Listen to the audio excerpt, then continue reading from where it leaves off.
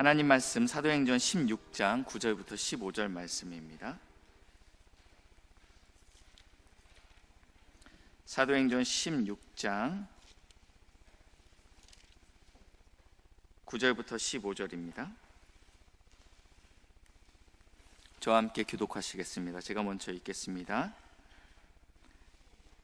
밤에 환상이 바울에게 보이니 마게도냐 사람 하나가 서서 그에게 청하여 이르되 마게도냐로 건너와서 우리를 도우라 하거늘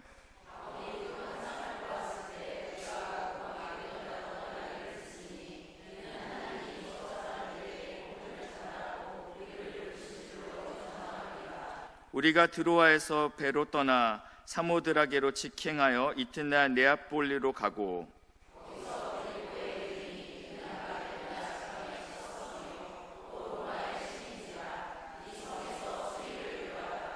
안식일에 우리가 기도할 곳이 있을까요? 문밖 강가에 나가 거기 앉아서 모인 여자들에게 말하는데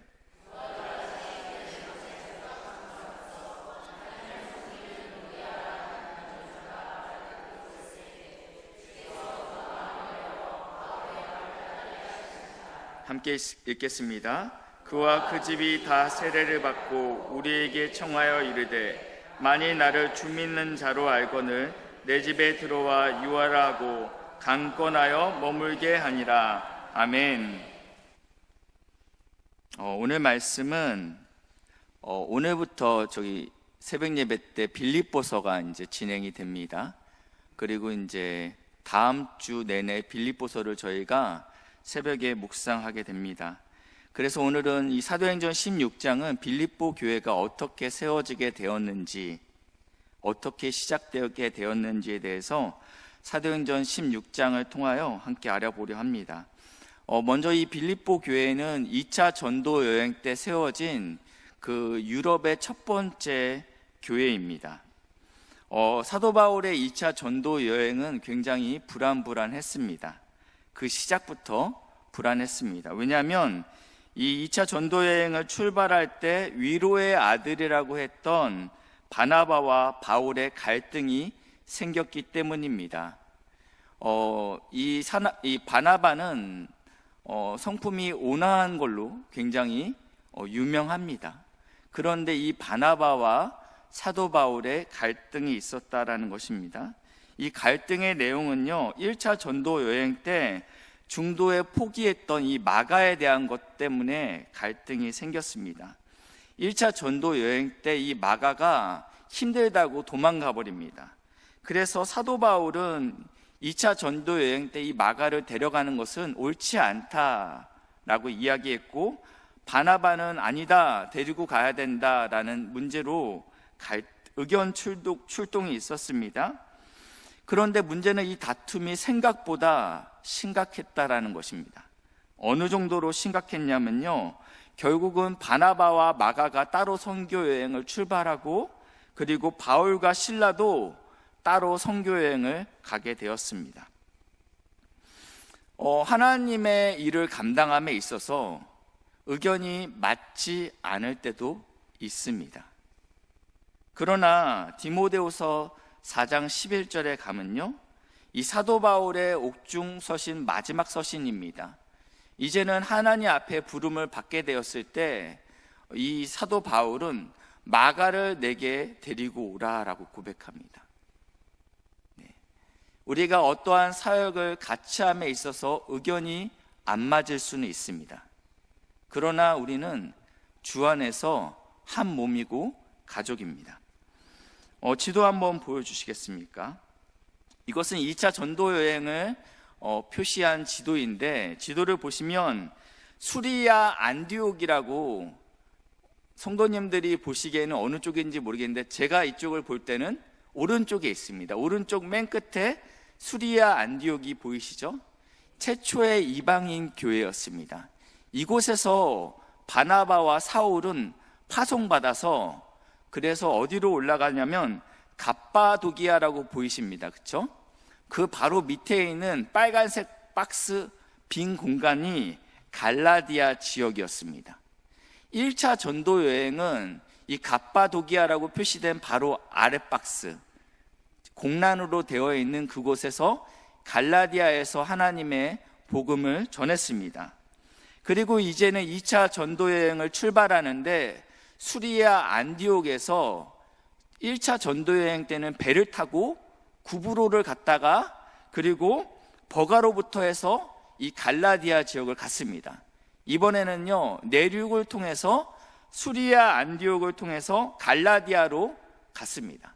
그러니까 자신이 1차 전도 여행 때 복음을 전했던 그 지역을 이렇게 재방문한 것입니다. 방문이 끝나면 이제 갈라디아에서 복음을 전하면서 그때 씨앗을 뿌렸던 디모데도 함께 2차 전도 여행에 포함되게 됩니다. 이 갈라디아에서 복음을 전했기 때문에 자연스럽게 사도 바울은 이제는 아시아에서 복음을 전해야 되겠다라는 마음을 먹게 됩니다. 여기서 말하는 이 아시아는 지금 우리가 생각하고 있는 그 아시아가 아니고 터키, 지금 저기 표시되어 있는 저 에베소 지역, 저기를 아시아라고 이야기했습니다. 저 아시아 지역으로 복음을 전해야 되겠다라는 마음을 먹게 됩니다. 왜냐하면 너무 자연스럽죠. 갈라디아에서 복음을 전했으니까 바로 서쪽에 아시아로 복음을 전하러 가려고 합니다. 근데 문제는요, 성령께서 아시아에서 말씀을 전하지 못하게 막으십니다. 이런 일이 있습니까? 하나님의 일을 하겠다라는데 성령께서 못하게 하십니다. 그래서 어떻게 하냐면요, 이번에는 북쪽 비두니아로 가려고 다시 마음을 바꿔먹습니다. 왜냐하면 성령 하나님이 아시아는 아니다라고 이야기하니까 서쪽은 아니나 보다, 그럼 북쪽으로 가는 거예요. 그래서 본도라고 표시되어 있죠. 그러니까 갈라디아 북쪽, 이 본도 지역으로 마음을 먹게 됩니다. 그런데 성경에 무엇이라고 표현되고 있냐면요, 예수의 영이 허락하지 아니하였다라고 표현하고 있습니다. 그러니까 성령이나 예수의 영이나 같은 말입니다. 그렇지만 다른 식으로 지금 쓰고 있는 것입니다. 그러니까 사도 바울은요, 이 선교팀을 꾸리는 일부터 시작해서 선교지 하나도 자기의 뜻대로 되는 것이 없다라는 것입니다. 1지망 아시아, 근데 떨어졌어요. 2지망 본도, 그것도 떨어집니다. 어디로 가야 될지 모르는 상황 가운데, 그 상황 가운데 있을 때 환상을 통해서 마게도냐 사람 하나가 서서 이르되, 이 마게도냐는 아시아에서 바다를 살짝 건너면 그리스 지역이죠. 그래서 이 마게도냐, 아가야, 그러니까 여기까지는 아시아고 여기로 넘어가면서부터는 유럽이 시작되는 것입니다. 근데 이 환상 가운데 마게도냐 사람이 와서 우리를 도우라라고 손짓하고 부른다라는 것입니다. 그래서 여기까지 지도를 보여주시면 되고요. 사도행전 16장 10절 말씀인데요, 같이 읽겠습니다. 시작.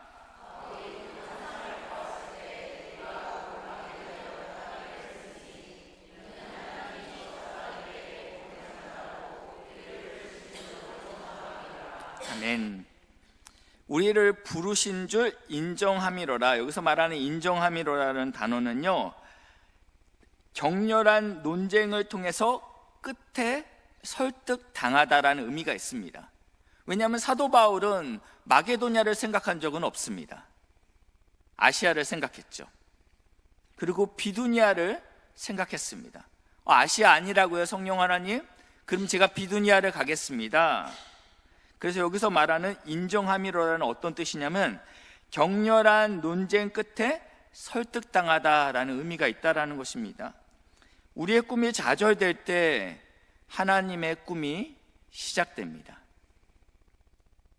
찬양 가사 중에 이런 가사가 있습니다. 내게로부터 눈을 들어 주를 보기 시작할 때 그때야 비로소 주의 일을 볼 수 있게 되었다라는 찬양이 있습니다.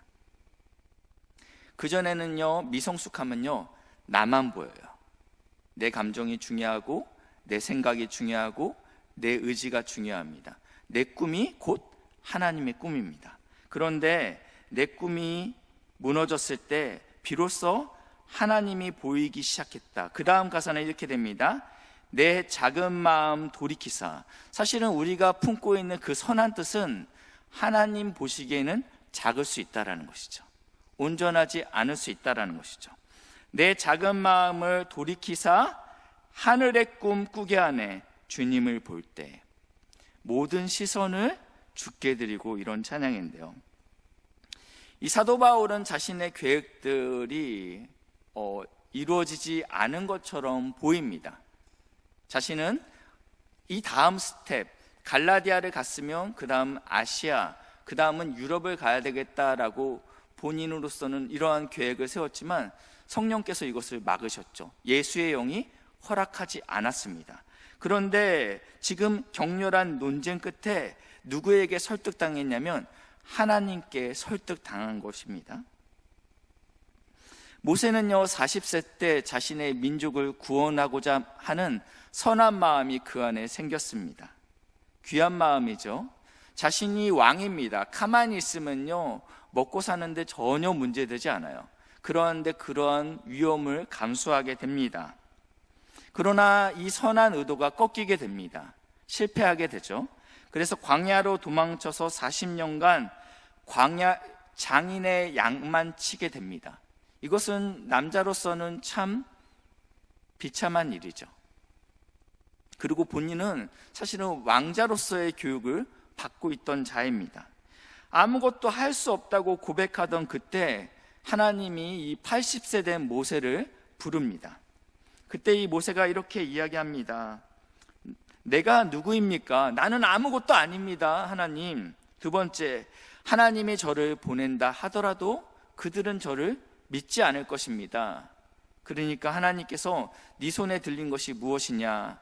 지팡이를 던지라, 뱀이 되게 하고 손을 넣어봐라, 그랬더니 손에 나병이 걸리게 하고 이제 믿게 될 것이다. 그랬더니 또 얘기해요. 나는 말을 못합니다. 그랬더니 하나님께서 누가 너의 입을 지었느냐라고 말씀하시죠. 그러니까 주여 보낼 만한 자를 보내소서. 격렬한 논쟁 끝에 결국 하나님께서 모세를 설득하는 작업이에요. 우리의 꿈이 무너질 때 하나님의 꿈이 쓸 수 있다는 것입니다. 오늘 우리는 이 자리에 어떻게 나오셨습니까? 인생 가운데 좌절을 맛보고 하나님 아니면, 하나님의 은혜 아니면 내가 살 수 없다, 이것을 철저하게 깨달았기 때문에 오늘 우리가 이 자리에 나오셨습니다. 이것은 하나님의 철저한 설득입니다. 아들아, 딸아, 너 기도 없으면 못 살아. 기도해야지. 젊었을 때는요 우리가 가고 싶은 대로 가고 우리가 하고 싶은 대로 살았지만 인생을 살면 살수록 내 뜻대로 되는 게 하나도 없다. 내 자식도 내 뜻대로 되지 않죠. 어떠한 것도 내 뜻대로 되지 않을 때 우리는 하나님의 그 기나긴 설득 끝에 하나님 살려달라고 이 자리에 나오신 것이죠. 이것을 깨닫게 되면 다 깨닫게 된 것입니다. 이것을 깨닫게 되는 은혜가 사랑하는 우리 중고등부, 우리 청년들에게 있게 주님의 이름으로 축복합니다. 이렇게 두 번의 거절을 당했습니다. 사도 바울은 자신이 원하는 1지망, 2지망대로 가지 못했습니다. 그리고 예상하지 못한 곳, 이 마게도냐의 첫 번째 성 빌립보에 도착합니다. 첫 번째 성이라는 것은 이 마게도냐 지역에 대표되는 성읍이라는 뜻을 가지고 있습니다. 이곳은요 로마 제국에 의해서 재개발된 도시입니다. 로마 제국에 의해서 재개발된 도시였는데 로마의 황제가 이곳에 퇴역 군인들을 이주시켰습니다. 이들은 로마 시민권자들입니다. 그래서 이들은 로마의 시민으로서의 자부심이 굉장했습니다. 그래서 이 빌립보를 역사학자들은 이렇게 이야기합니다. 작은 로마다라고 이야기했습니다. 이 빌립보는 로마의 모든 정치와 문화와 모든 통치 방식이 그대로 재현되는 곳이다라는 의미가 있다라는 것입니다. 바울이 선교여행을 하면요 패턴이 있었습니다. 주로 회당을 먼저 찾게 됩니다.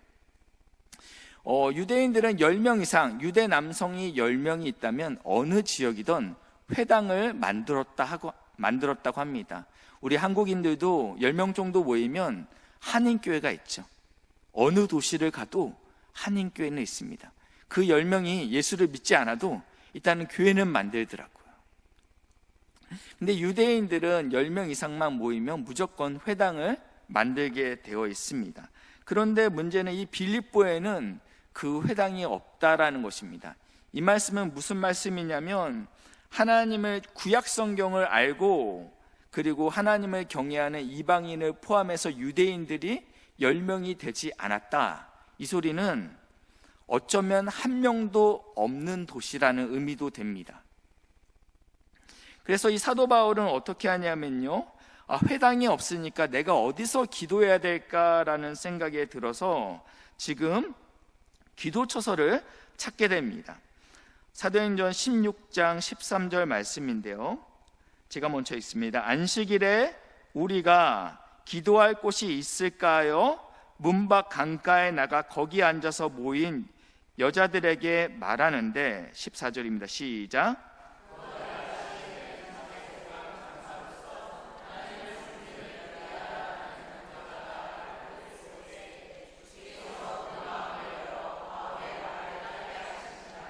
아멘.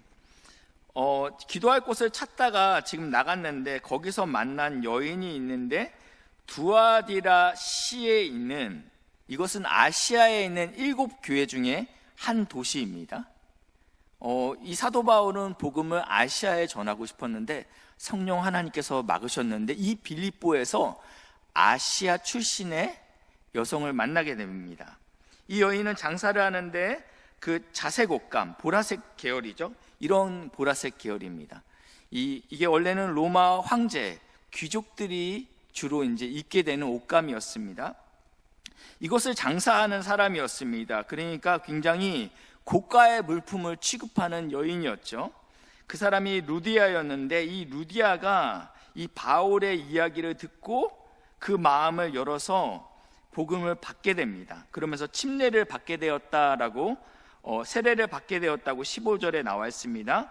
그 집에 다 세례를 받고 우리에게 청하여 이르되 만일 나를 주 믿는 자로 알거든, 내가 이제 예수님을 믿게 되었는데 당신도 그렇게 생각하거든, 내 집에 들어와 유하라 강건하여 머물게 하니라.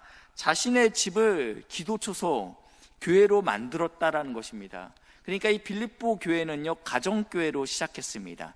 한 이방 여인의 가정집을 빌려서 예배 드렸다라는 것입니다. 이렇게 빌립보 교회의 첫 번째 성도는 루디아입니다.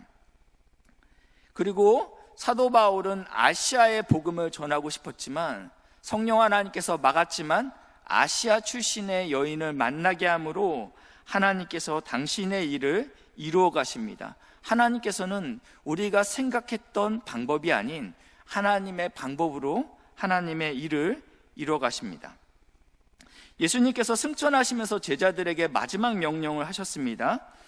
오직 성령이 너희에게 임하시면 너희가 권능을 받고 예루살렘과 유대와 사마리아와 그리고 땅끝까지 이르러 내 증인이 되라라고 말씀하셨어요. 이것은 지금 이 21세기 우리 신성교회가 적용한다면 공항동과 오직 성령이 임하면 너희가 권능을 받아 공항동과 그리고 강서구와 서울과 그리고 땅끝까지, 해남 땅끝까지 내 증인이 되라, 뭐 이런 이렇게 점점점 스펙트럼이 넓어지는 이 구조입니다.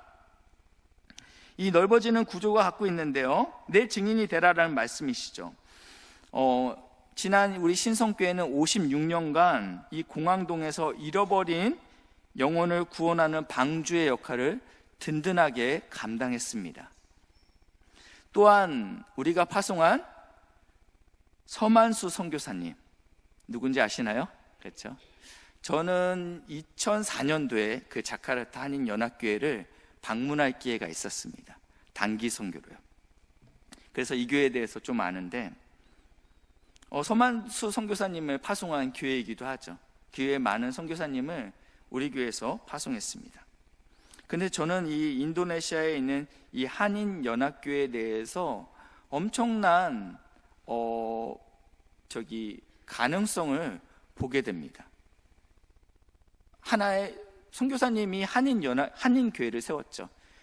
혼자서 사역을 감당하기보다는 우리 현지 교민들과 함께 내가 이 사역을 감당해서 교회를 세워야 되겠다라는 마음으로 제가 알고 있기로는 인도네시아 자카르타에 1호 한인교회를 세운 걸로 알고 있습니다. 그리고 현지인 신학생들을 양성하고 있습니다. 인도네시아에는 17,000개의 섬이 있습니다. 17,000개의 섬이 있는데 한국 선교사를 한 명 파송하기 위해서는요, 생활비만 기본적으로 300 이상 들어갑니다. 매달려. 사역비는 따로 들어가야죠. 애들 학교도 보내야죠. 원주민 학교 보낼 건가요? 국제학교 보내려면 애들당 또 100만 원씩 들어가요. 선교사를 보내지 말아야 된다는 소리가 아니고요, 선교사님이 홈스쿨링을 시켜도 숨만 쉬어도 매달 300씩 들어간다라는 거예요. 우리가 17,000교회에다가 매달 그렇게 보낼 수 없잖아요. 근데 이 목사님께서 현지인들을 신학교육을 시킵니다.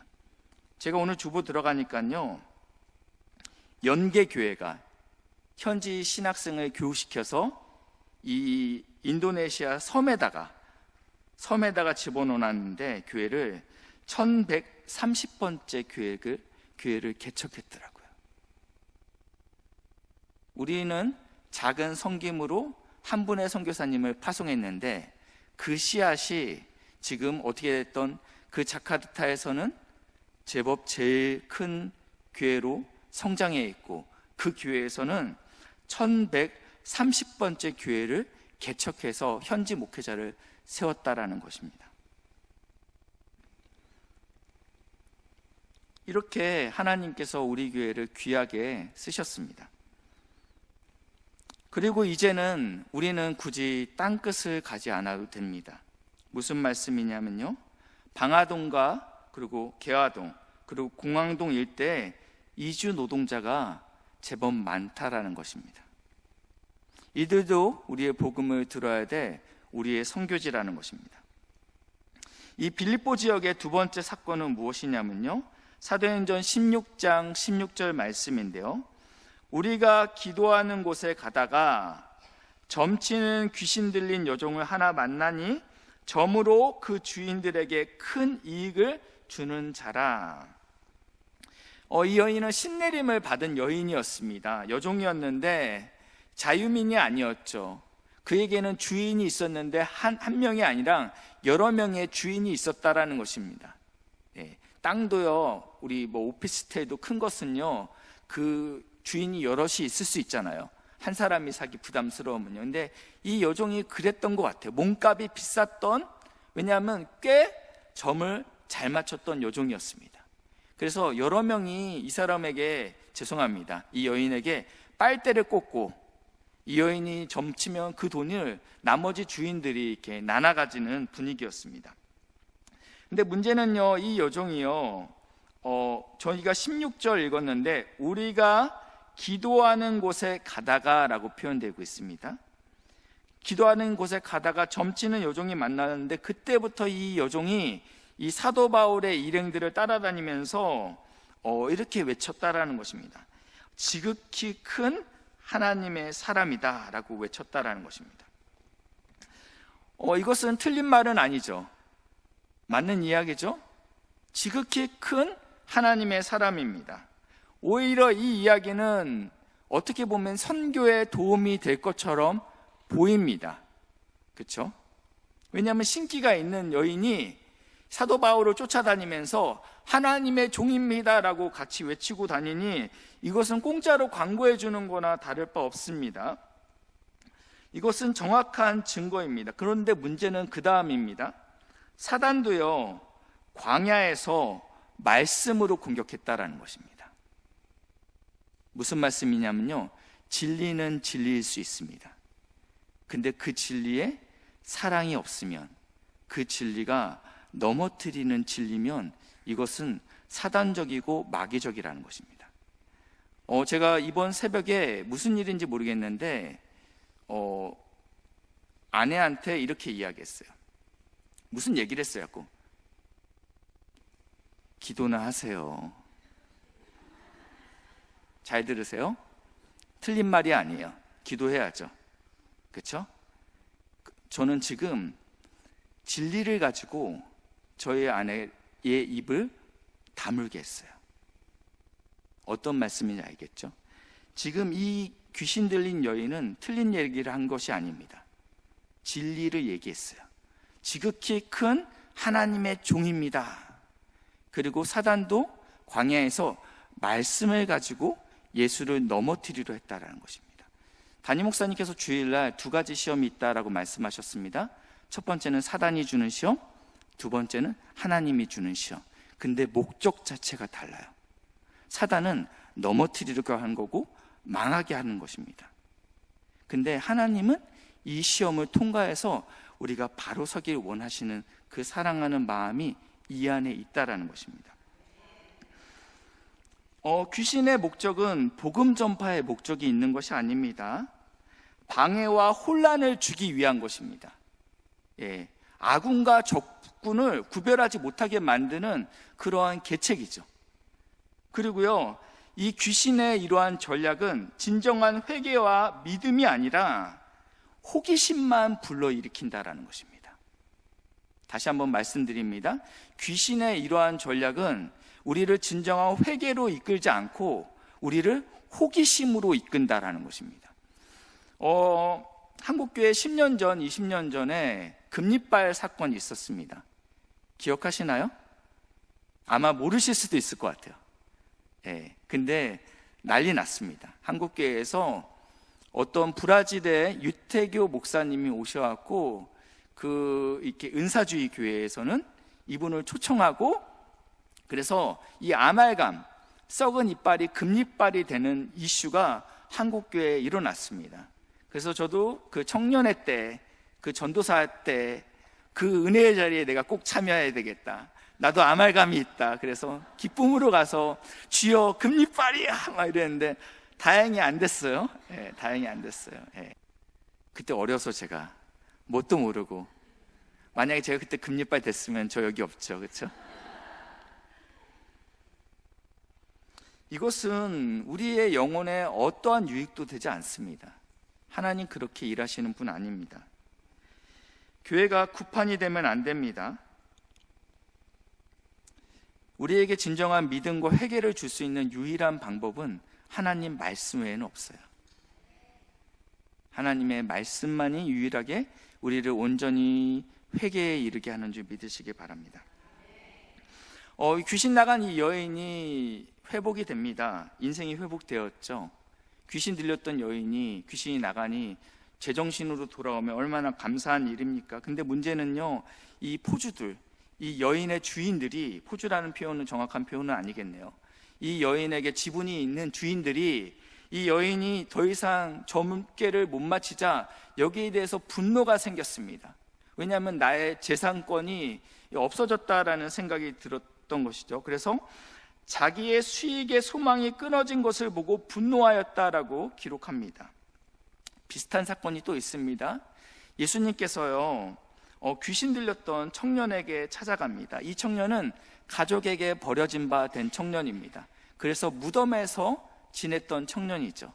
그리고 이 청년은요, 시도 때도 없이 옷을 훌러덩 벗고 막 뛰쳐다녔어요. 그래서 마을 사람들이 이 청년을 쇠사슬로 묶어놓습니다. 그러나 이 귀신 들린 이 청년은 이 쇠사슬도 끊고 그리고 열심히 돌아다녔죠. 근데 예수님께서 이 청년을, 이방인이었던 이 청년을 찾아오십니다. 그리고 치유하십니다.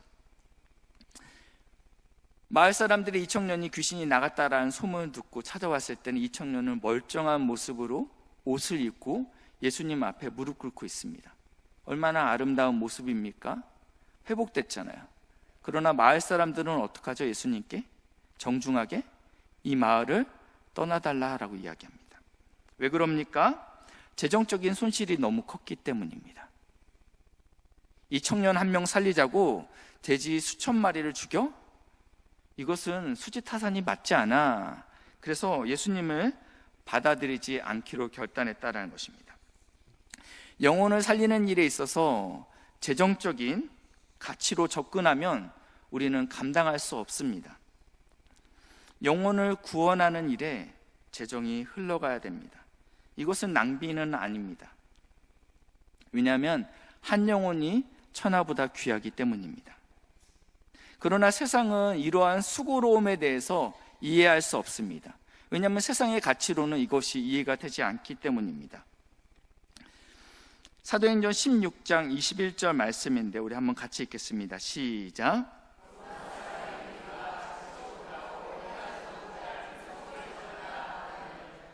네, 우리는 로마 사람입니다. 얼마나 여기에 대한 프라이드가 있었던 것 같아요. 우리가 로마 시민인데 너희의 그러한 풍속은 우리는 받아들일 수 없다라고 이야기하는 것입니다. 왜냐하면 세상의 가치로는 이것은 너무 과소비이기 때문입니다. 우리는 이것을 거룩한 낭비라고 부릅니다. 그러나 정말 거룩한 낭비는 누가 하셨죠? 하나님의 아들 예수가 인간의 몸을 입고 이 땅에 오신 것이 가장 거룩한 낭비이죠. 그리고 그 예수가 우리를 위하여 십자가에 못 박히신 것이 가장 큰 거룩한 낭비입니다.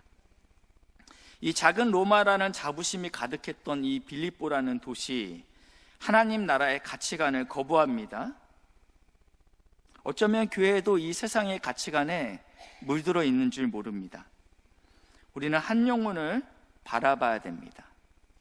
한 영혼을 어떻게 바라봐야 되냐면 하나님이 자기 형상 곧 하나님의 형상대로 사람을 창조하시되 남자와 여자를 창조하셨다라고 말씀하고 있습니다. 우리는 모든 인격체는 하나님의 존귀한 형상이라는 믿음을 가지고 바라봐야 된다는 것입니다. 이 귀신 들린 여인을 사도 바울은 그렇게 바라봤고요, 예수님께서도 거라사 광인을 그런 식으로 바라보셨습니다. 이제 우리 한국 사회는 더 이상 단일 민족이 아니라고 합니다. 지방에서 목회하는 친구분의 이야기를 들으니까 그 초등학교에 이제 이 목사님의 자녀가 다니는데요, 그 반에 4명 중 3명은 다민족, 다문화 아이들이라고 합니다. 이 목사님의 아들은 그 반에서 한국 사람 중에서 친구가 없는 거예요. 더 이상 우리나라는 단일 민족이 아니죠. 우리가 그들을 업신이 여기고 거부할 것입니까? 이제는 그들이 하나님의 형상임을 기억하고 하나님께서 우리에게 허락하신 이곳이 우리의 선교지다라는 생각이 있어야 된다는 것입니다. 우리 안에 있는 이주민들, 장애우들, 하나님께서 우리에게 허락하신 한 영혼들입니다. 그들도 하나님의 존귀한 형상이죠. 이러한 가치관이 우리 안에서 실현돼야 된다는 것입니다. 이러한 가치관대로 살았더니 사도 바울과 이 신라에게는 어떠한 어려움이 찾아왔냐면 그들은 옷이 찢기고 살점이 떨어져 나가도록 매를 맞았다라고 성경에 기록되어 있습니다. 매를 맞았는데 옷이 찢기도록 매를 맞았다. 이 로마에서 하는 채찍은요, 그 예수님을 때렸던 그 채찍에도요, 그냥 채찍이 있었던 게 아니라 살점이 뜯어 나가서는 동물의 뼈 조각들이 붙어 있었습니다. 그렇기 때문에 회초리를 채찍을 때리면 휘어 감고 당기면 이 뼈 조각이 살점을 뜯어냈습니다. 그렇기 때문에 지금 이 로마의 이 형벌, 지금 옷이 찢어졌다라는 것은 옷을 뚫고 이 날카로운 것들이 이 안을 들어왔다라는 것입니다. 이미지 한번 보여주시겠습니까? 그리고 나서 성경은 이렇게 이야기하고 있죠. 이들이 지금 감옥에 갇혔는데 사도행전 16장 25절 말씀인데요, 한밤중에 바울과 실라가 기도하고 하나님을 찬송하며 제수들이 듣더라라고 이야기하고 있습니다. 저 착고를 차고 굉장히 불편한 자세로 있는데, 그리고 몸이 고단한데 한밤중에라고 표현하고 있습니다. 캄캄한 한밤중에 바울과 실라가 무엇을 했다고 이야기하냐면 기도를 했다라고 이야기합니다. 어떠한 기도를 했을까요? 하나님, 제가 그래서 아시아로 간다고 했죠. 왜 아시아로 가는 걸 막으셨고 이러한 고난을 당하게 합니까? 제가 주님의 뜻대로 순종했는데 왜 내게 이런 일이 일어나는 겁니까? 가장 큰 어려운 것은 무엇이냐면요, 해석되지 않는 고난이 가장 고통스럽답니다. 이 고통의 이유를 알면 견딜 수 있겠는데 이 고통의 이유를 모르는 거예요.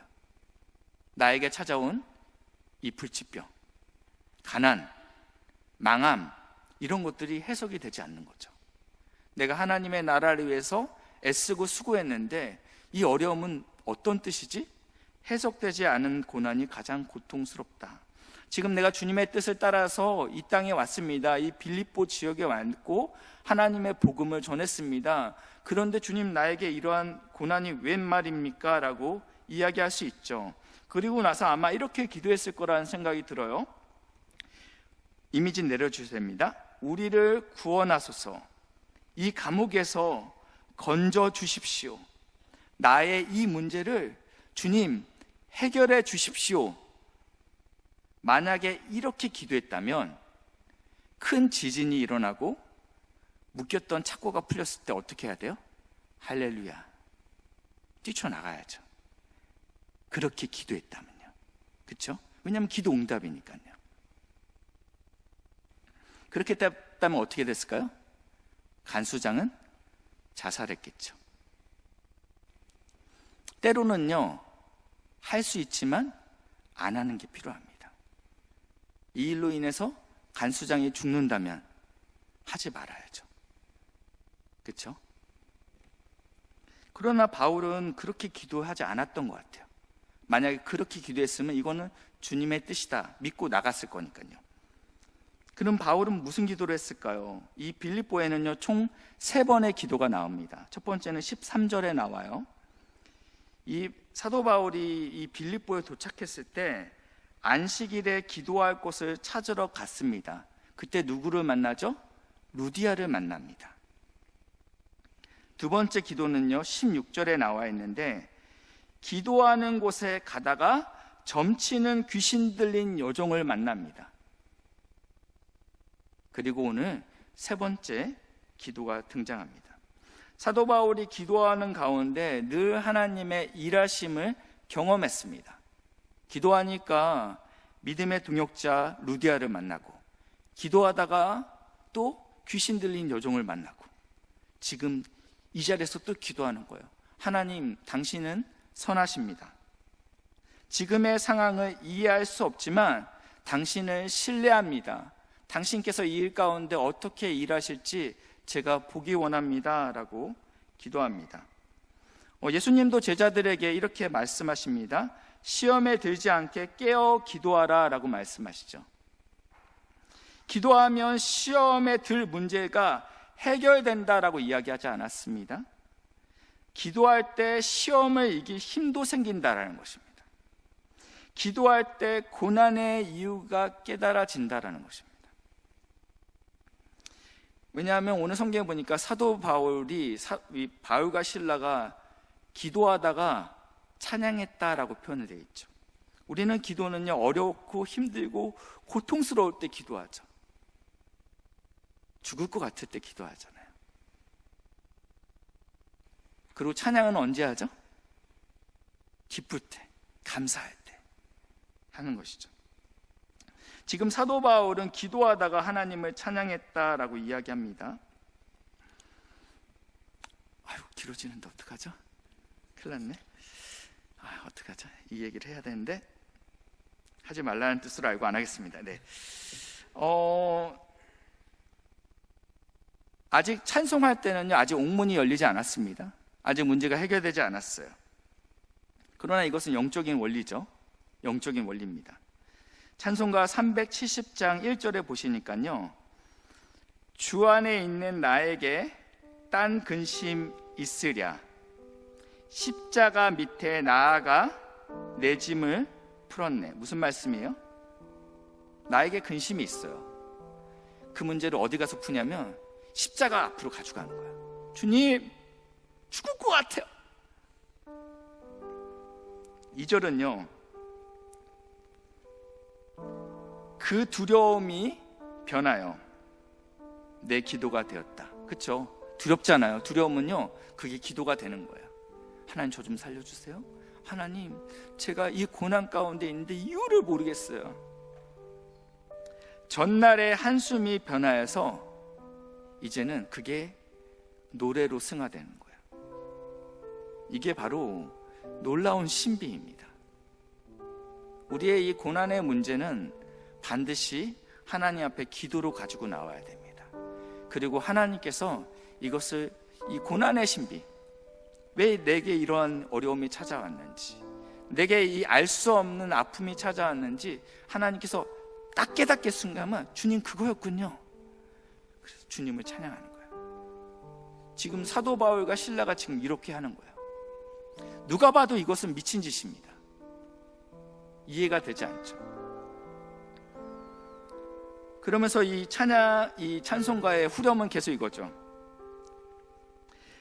주님을 찬송하면서 할렐루야 할렐루야, 내 앞길 멀고 험해도 나 주님만 따라가리. 이 우리의 해결되지 않는 문제, 아픔, 어려움, 이걸 가지고 우리가 이 자리에 나오시지 않았습니까? 근데 하나님이 사랑하는 딸, 사랑하는 아들아, 이 문제가 왜 너희에게 필요한지 내가 깨닫게 해주시겠다라는 그 얘기 한마디 들으면요, 사실은 우리는 고난 가운데 하나님을 찬양할 수 있다는 것입니다. 이것은 누가 알려줄 수 있는 게 아닙니다. 우리가 깨달아야 됩니다. 하나님을 통해서요. 이건 저를 통해서 깨달을 수 있는 게 아니에요. 저도 하나님께 직접 들어야 되는 것이고, 이곳에 계신 사랑하는 우리 귀한 동역자 여러분도 하나님께 이 음성을 직접 들어야 됩니다. 이것은 옆에서 보면 미친 것 같습니다. 이 바울과 실라가 기도하다가 찬양했을 때 이것을 본 다른 죄인들은 쟤는 왜 저래? 너무 맞아서 정신이 나갔구나. 지금 이 상황이 찬양이 나오는 상황이야? 이해할 수 없죠. 근데 하나님이 허락하신 이 고난의 이유가 깨달아지면 찬양이 터져 나오는 것입니다. 하나님의 성품이 믿어지는 것입니다. 하나님의 크심도 믿어지는 거예요. 하나님의 일하심도 믿어지는 것이죠. 이 바울과 실라의 찬양과 기도 소리를 들었던 옥외가치인 제수들이 듣더라라고 표현되어 있는데요, 골똘히 듣더라라는 의미가 있습니다. 그냥 소리가 들리니까 듣는 것이 아니고 이해가 되지 않으니까 듣는 거예요. 너무 궁금하거든요. 다 죽어가는 쟤네들이 제 입술에서는 왜 감사가 나오는 것인가? 저 입술에서는 왜 승리의 고백이 나오는가? 궁금해서 경외감이 드는 것이죠. 그러니까 옥문이 열렸을 때, 착고가 풀렸을 때 사도 바울과 실라만 풀렸나요? 아니면 거기 있던 죄인들도 다 풀렸나요? 다 풀렸어요. 사도 바울이 안 나가는 건 이해가 돼요. 근데 다른 죄인들은요, 살인하고 도둑질하고 인간 쓰레기들이 잡혀있는 그 자리인데 이들이 이 경외감에 두려워 떨어서 차마 나갈 수 없었다라는 거예요.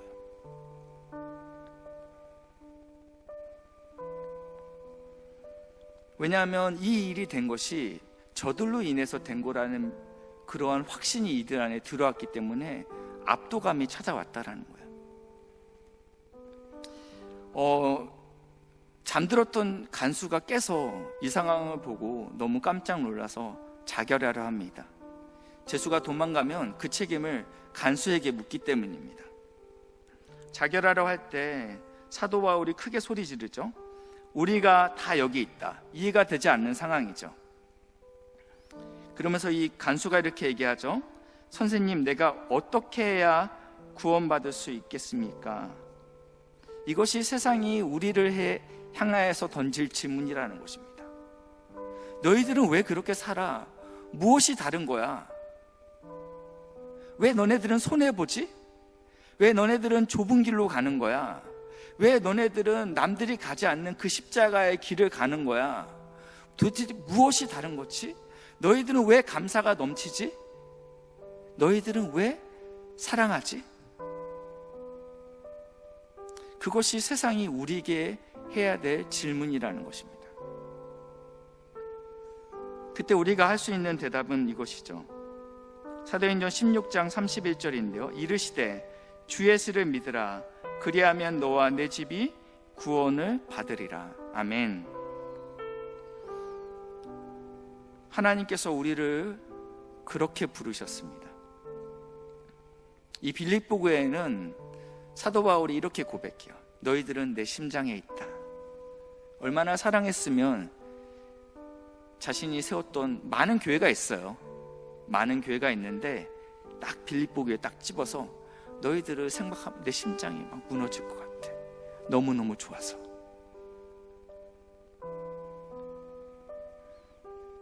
오늘 하나님께서 우리 신성교회를 향해서 내가 너희를 생각할 때 내 심장이 뜨겁다, 고맙다,